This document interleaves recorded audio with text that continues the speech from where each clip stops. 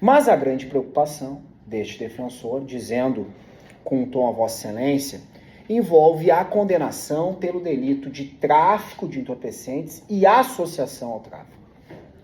O que nós temos em relação à investigação prévia em desfavor do senhor Laures? Primeiro, a investigação que é apontada pela Polícia Civil trazia de que este senhor, o qual é um advogado reconhecido no município de São Borja, ele estaria envolvido na guarda de armas a uma facção local. E se postulou à autoridade judicial o cumprimento de mandado de busca e apreensão, o qual fora deferido, fora expedido, etc. Na oportunidade, é ouvido o policial Maicon Borges, e eu preciso fazer uma leitura a fim de somente colocar um contexto fático daquilo que for exposto. Inclusive, não gosto de fazer leitura em sustentação oral, mas é que aqui é justamente o argumento que demonstra a necessidade da reforma da sentença, quando o policial Maicon diz o seguinte, que quando eles chegaram para o cumprimento do mandado de busca, Maicon Borges Nunes, policial civil, havia informação de que tinha armas no local, bem como o acusado Laures teria o hábito de portá-las. Fizeram um monitoramento, alvo da diligência, aproximadamente 6h20, momento em que Laures deixou o imóvel na condição de seu veículo, acompanhado de duas jovens, senhora Larissa e senhora Thaís, o qual ambos informaram que estariam indo comprar cigarros. Momento em que foram informado ao imputado da existência do mandado de busca, o qual mesmo teria dito que acompanharia a diligência. Com a informação de que o local era frequentado por integrantes de facção que participavam de festas juntos, fora questionado o imputado Laures se havia mais pessoas no local, momento em que respondeu que só estava o seu filho adolescente ali.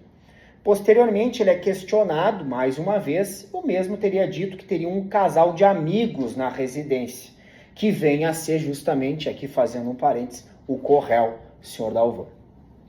Momento em que, próximo, e aí já está no momento de buscas no interior desta residência, próximo a um colchão, a um cômodo, estavam Dalvan e Nicole.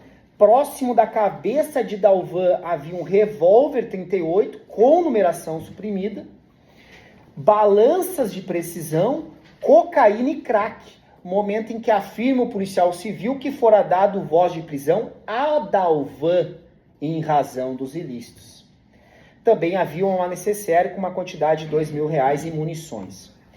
Posteriormente, ele destaca que desceram a andar terra e prosseguiram as buscas e questionaram o Sr. Laures, o qual, de uma forma, e aqui é um momento de exposição a Vossa Excelência, de uma forma colaborativa, o acusado aponta a localização da arma de fogo e, inclusive, de alguma quantidade ínfima de entorpecentes que estaria numa área externa, num quiosque, próximo à churrasqueira. Momento em que aí sim, em virtude, aí eu creio que era uma análise interpretativa deste defensor, em virtude da existência da arma de fogo, é dado voz de prisão ao Sr. Laures, o qual chega à delegacia de polícia e o mesmo é autuado por todos os delitos que ali se encontravam, sendo tráfico, associação e porte de arma de fogo. Então, por que é importante, nobre relator, não querendo cansá-los com essa leitura, mas por que é importante esse contexto fático? Porque eu tenho uma investigação que narrava a existência de uma dúvida sobre guardar armas de fogo, e esta investigação nada dizia em relação a ilícitos, a substâncias ilícitas. O próprio policial civil diz de que a informação era guarda de armas. Quando se chega à residência, a quantidade expressiva do entorpecente é encontrada com o Correl, inclusive no quarto onde o mesmo se encontrava. Eu tenho uma quantidade inexpressiva de entorpecente que é localizada através da conduta colaborativa do acusado, o qual é usuário de entorpecentes, inclusive da arma de fogo. Então, por que trago isso a Vossa Excelência? Porque entendo que aqueles elementos vinculados ao artigo 33, eles não estão, de certa forma, satisfeitos aos autos, de forma que, assim, ratifico as razões escritas no que tange à insuficiência probatória. Por outro lado, nós temos o artigo 35, da mesma forma. E aqui é importante citar que em memoriais finais, isso chama atenção porque é um pouco contraditório, é um contrassenso aqui. O promotor de justiça da origem, ele postulou o reconhecimento da figura do artigo 33, parágrafo 4º, em favor do apelante, senhor Laures, justamente destacando de que não havia indicativos de que o mesmo fazia parte da organização criminosa. Muito embora tenha postulado da mesma forma a condenação pelo delito do artigo 35. E aí entra o que, como eu digo, o contrassenso, porque não há indicativos do vínculo associativo estável para a prática de tráfico e para a prática de qualquer outro ilícito.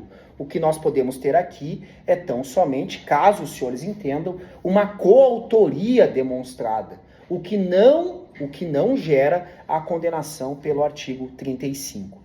Caso assim os senhores reconheçam pela absolvição deste delito, postula esse defensor com a máxima vênia, entendendo pelo reconhecimento de todos os requisitos do artigo 33, parágrafo 4º, pelo reconhecimento da figura do tráfico privilegiado em redução em grau máximo.